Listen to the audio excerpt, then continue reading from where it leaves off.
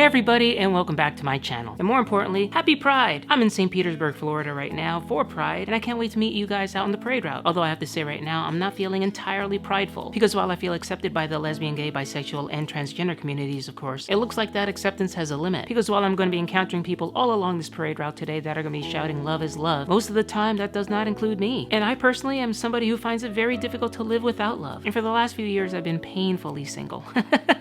And pretty lonely, which is very ironic because I can say without a doubt in the last 2 years more people have seen me on YouTube than had ever seen me in my entire life before that. Millions and millions of people. And I'm not talking about finding the one. I think finding the one is difficult for anybody. I'm talking about finding a date. And yeah, I understand. Lots of you have told me out there that you would definitely date me. But I'm not just talking about me, I'm actually talking about the transgender community in general. Most of my trans friends are single. And I don't think every transgender person out there needs to start up a YouTube channel and become internet famous. And I mean very, very, very minorly internet famous in order to find love. And as well known as I am to you guys and how much I appreciate that, in my day-to-day real life, it doesn't help me that much in terms of dating. But I, and a lot of my friends that I've spoken to about this topic, put a lot of thought into why I have been single for so long and dateless for so long. And if you'll permit me to brag on myself a little bit, I think I have quite a few things going for me. I have an Ivy League education, I have a job, I have my own house, I think I'm reasonably attractive, and apparently I have a killer laugh. And yet here I sit in St. Pete with a king-size bed with no one to share it with and no one I could even think of to share it with. And then I read a really interesting article in Them magazine this week that you guys should check out. Them is run by a friend of mine, Meredith, who herself is a trans person. And the article was about a study that recently came out in the Journal of Social and Personal Relationships. They weren't actually specifically studying transgender people. They took about 1,000 people. Some of them were cisgender, some of them were transgender, some of them were gender non-conforming or gender non-binary. They were gay, lesbian, bisexual, queer, everything in between. And they basically asked them who they would date, and they gave them a long list. And the results, as you can imagine, were kind of depressing for transgender people. And yes, attraction is much more complicated than a list of attributes. It's a complex interaction of gender identity, gender expression, our own personal taste, sexual orientation, and yes, genitalia. Sometimes studies like this are a great way of stripping away the lies we tell ourselves. And one of the biggest ones is that dating is not at all about transphobia. Any transgender person can tell you, yeah, that's not really true. And I think a lot of it has to do with fear of transgender bodies and genitalia. And the study revealed some of it, and here's some of the more shocking results. Of those people who would say they would date trans people, and there weren't very many of those, we'll get to that in a minute, 50% of straight women and 28% of gay men said that they would date a trans woman. What?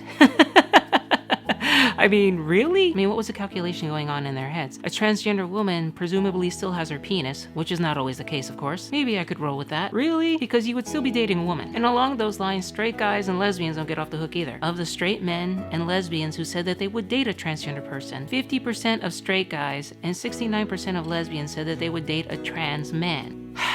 I don't know why I'm shocked by the total disregard for gender identities and transgender people, but I am, because these are the people who said that they would date transgender people. Presumably they'd have a little more understanding of gender identity. Turns out not so much. They're clearly putting more emphasis on genitals. And I'm not saying that's not a legitimate concern, I think it is. I'm not a transgender person who thinks that only my gender identity should matter in attraction to a cisgender person. Frankly, I think that's foolish and it makes us look extreme. But by the same token, a cisgender person who thinks that only genitals makes a difference is also looking pretty foolish. I mean, how many of these cisgender guys have seen a trans guy? They're dudes, and some of them look really, really studly. Maybe they're imagining Butch Lesbians in their minds or something like that, but Butch Lesbians are still women. My suspicion is if they were confronted with the prospect of dating a real live trans guy in front of them, they would probably pass. And why do I say that? Because I used to believe that myself. In my early days, I actually did think to myself, gee, maybe I could date a trans guy. I mean, they still have vaginas. Can't say I'm proud of that idea, but yeah, it was a thought. But how did I evolve away from that thinking? Well, I met trans guys.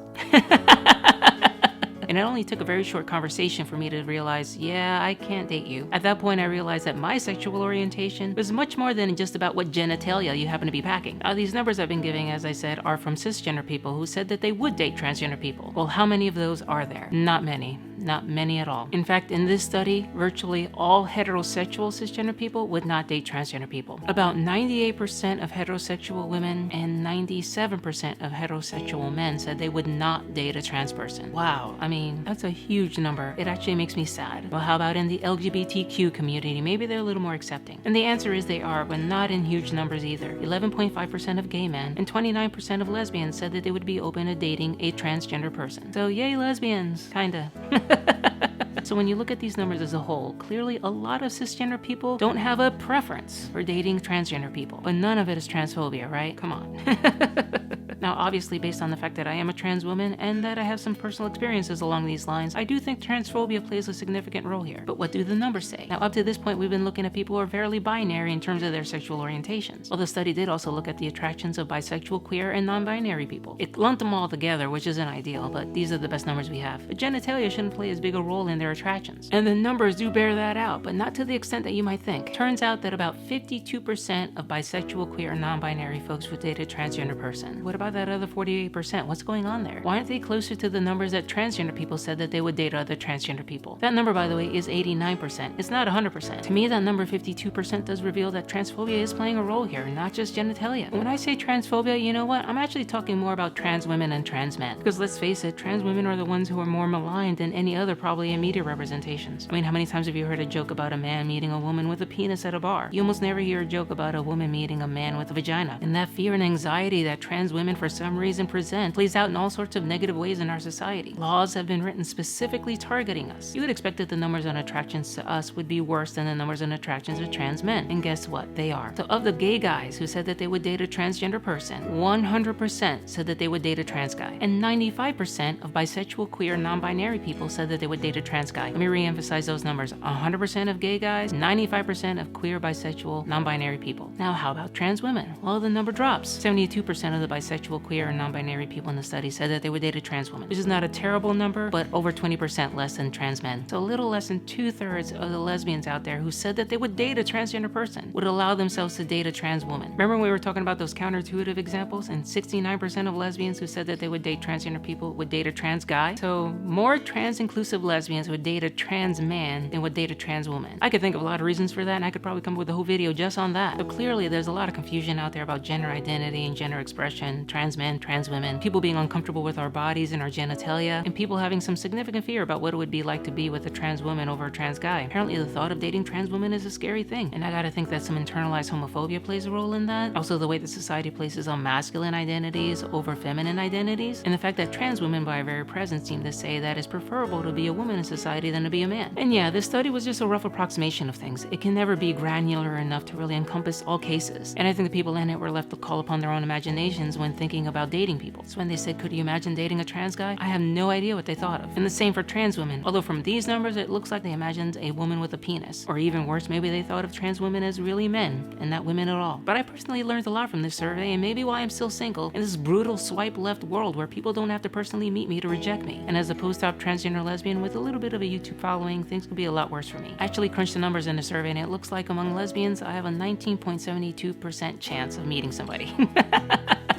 And with the exception of the queer, bisexual, non-binary people, that number is a whole lot higher than any other group in the survey. So yay lesbians, although we could do a little better. And on that note, like, share, and subscribe, and see you around the interwebs.